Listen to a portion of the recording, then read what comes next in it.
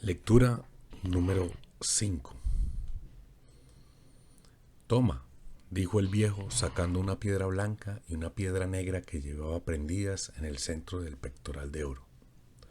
Se llaman Urín y Tumim. La negra quiere decir sí y la blanca quiere decir no. Cuando tengas dificultad para percibir las señales, te serán de utilidad. Hazles siempre una pregunta objetiva, pero en general procura tomar tú las decisiones. El tesoro está en las pirámides y esto tú ya lo sabías. Pero tuviste que pagar 6 ovejas porque yo te ayudé a tomar una decisión. El muchacho se guardó las piedras en el zurrón. De ahora en adelante tomaría sus propias decisiones. No te olvides de que todo es una sola cosa. Y sobre todo, no te olvides de llegar hasta el fin de tu leyenda personal. Antes, sin embargo, me gustaría contarte una pequeña historia. Cierto mercader envió a su hijo con el más sabio de todos los hombres para que aprendiera el secreto de la felicidad. El joven anduvo durante 40 días por el desierto, hasta que llegó a un hermoso castillo en lo alto de una montaña. Allí vivía el sabio que buscaba. Sin embargo, en vez de encontrar a un hombre santo, nuestro héroe entró en una sala y vio una actividad inmensa. Mercaderes que entraban y salían, personas conversando en los rincones, una pequeña orquesta que tocaba melodías suaves y una mesa repleta de los más deliciosos manjares de aquella región del mundo. El sabio conversaba con todos y el joven tuvo que esperar 2 horas para que le atendiera.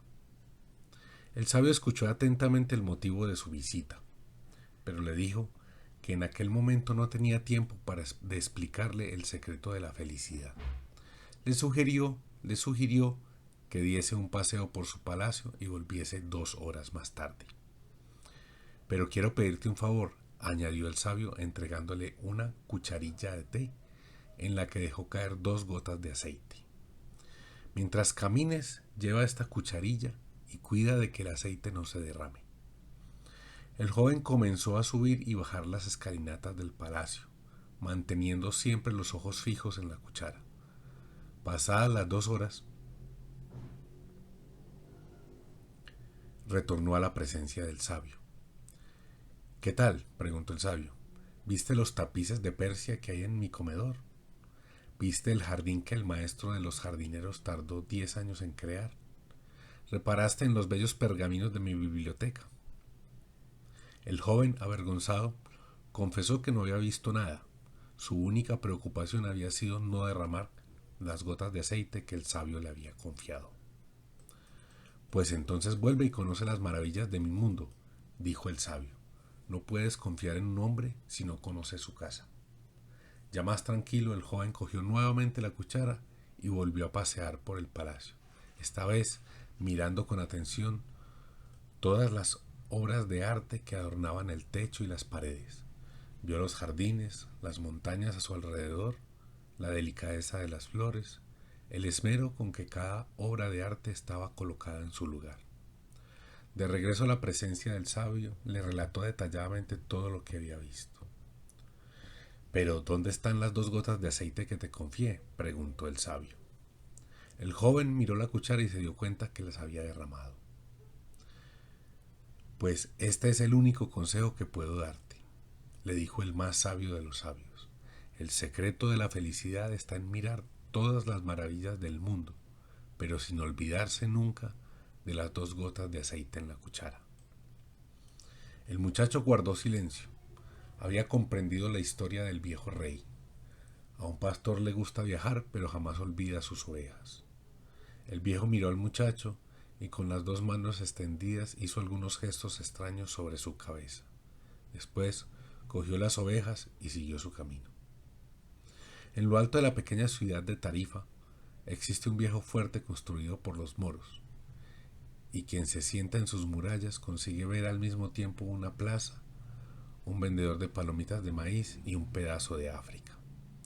Melquisedec, el rey de Salem, se sentó en la muralla del fuerte aquella tarde y sintió el viento de levante en su rostro.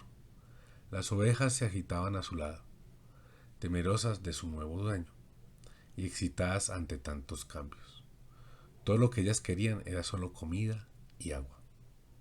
Melquisedec contempló el pequeño barco que estaba zarpando del puerto.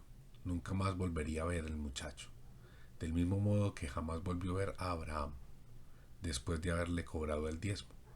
No obstante, esta era su obra. Los dioses no deben tener deseos, porque los dioses no tienen leyenda personal. Sin embargo, el rey de Salem deseó íntimamente que el muchacho tuviera éxito. Lástima que se olvidara enseguida de mi nombre, pensó. Debería habérselo repetido varias veces. Así, cuando hablase de mí, diría que soy Melquisedec, el rey de Salem.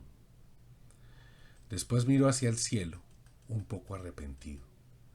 Sé que es vanidad de vanidades, como tú dijiste, señor. Pero un viejo rey a veces tiene que estar orgulloso de sí mismo. Qué extraña es África, pensó el muchacho. Estaba sentado en una especie de bar igual que otros bares que había encontrado en las callejuelas estrechas de la ciudad. Algunas personas fumaban una pipa gigante que se pasaban de boca en boca.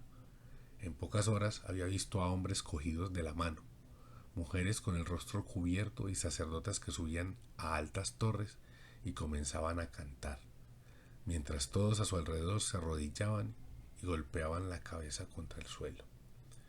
Cosas de infieles, se dijo. Cuando era niño, veía siempre en la iglesia de su aldea una imagen de Santiago Matamoros en su caballo blanco, con la espada desenvainada y figuras como aquellas bajo sus pies. El muchacho se sentía mal y terriblemente solo. Los infieles tenían una mirada siniestra.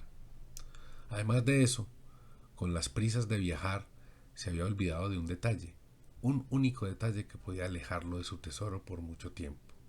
En aquel país todos hablaban árabe. El dueño del bar se aproximó y el muchacho le señaló una bebida que había servido en otra mesa. Era un té amargo. Hubiera preferido beber vino. Pero no debía preocuparse por eso ahora. Tenía que pensar exclusivamente en su tesoro y en la manera de conseguirlo. La venta de las ovejas lo había dejado con bastante dinero en el bolsillo y el muchacho sabía que el dinero era mágico. Con él nadie está solo jamás. Dentro de poco, quizás unos pocos días, estaría junto a las pirámides. Un viejo con todo aquel oro en el pecho no tenía necesidad de mentir para obtener 6 ovejas. El viejo le había hablado de señales. Mientras atravesaba el mar, había estado pensando en las señales. Sí, sabía a qué se refería. Durante el tiempo en que estuvo en los campos de Andalucía, se había acostumbrado a leer en la tierra y en los cielos las condiciones del camino que debía seguir. Había aprendido que cierto pájaro indicaba la cercanía de alguna serpiente y que determinado arbusto era señal de la presencia de agua a pocos kilómetros. Las ovejas le habían enseñado todo eso.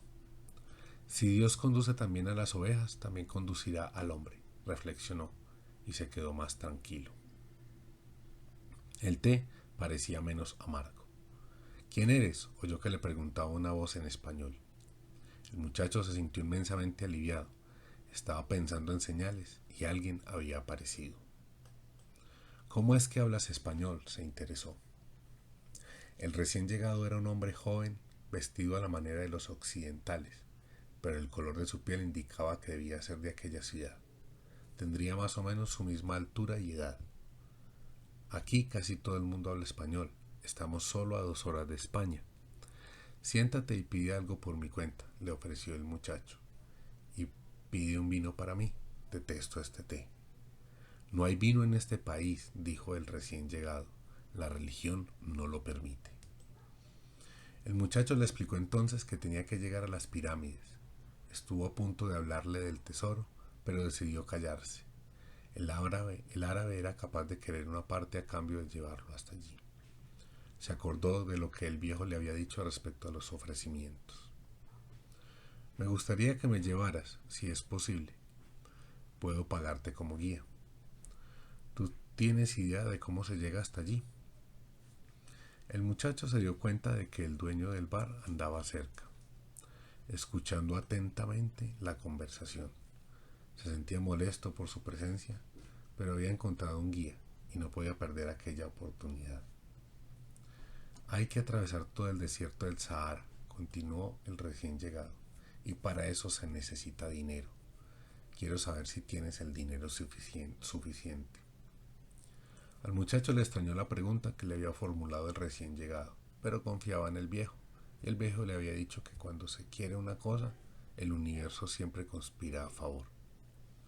Sacó su dinero del bolsillo y se lo mostró. El dueño del bar se acercó y miró también. Los dos intercambiaron algunas palabras en árabe. El dueño del bar parecía irritado. Vámonos, dijo el recién llegado. Él no quiere que nos quedemos aquí. El muchacho se sintió aliviado. Se levantó para pagar la cuenta, pero el dueño lo agarró y comenzó a hablarle sin parar. Aunque era fuerte, estaba en una tierra extranjera. Fue su nuevo amigo quien empujó al dueño hacia un lado y acompañó al chico hasta la calle. Quería tu dinero, dijo. Tánger no es igual que el resto de África. Estamos en un puerto y en los puertos hay siempre muchos ladrones. Podía confiar en su nuevo amigo. Le había ayudado en una situación crítica. Sacó nuevamente el dinero y lo contó. Podemos llegar mañana a las pirámides, dijo el otro cogiendo el dinero, pero necesito comprar 2 camellos. Salieron andando por las estrellas calles de Tánger. En todas las esquinas había puestos de cosas para vender.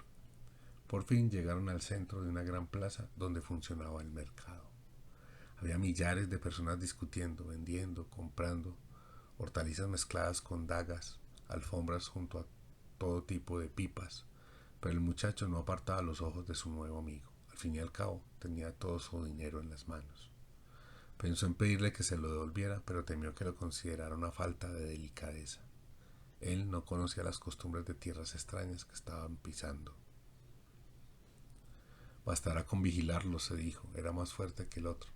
De repente, en medio de toda aquella confusión, apareció la espada más hermosa que jamás había visto en su vida. La vaina era plateada y la empuñadura negra, con piedras incrustadas. Se prometió a sí mismo que cuando regresara de Egipto la compraría. Pregúntale al dueño cuánto cuesta, pidió al amigo, pero se dio cuenta de que se había quedado 2 segundos distraído mirándola. Sintió el corazón comprimido como si todo su pecho se hubiera encogido de repente. Tuvo miedo de mirar a su lado porque sabía con lo que se iba a encontrar.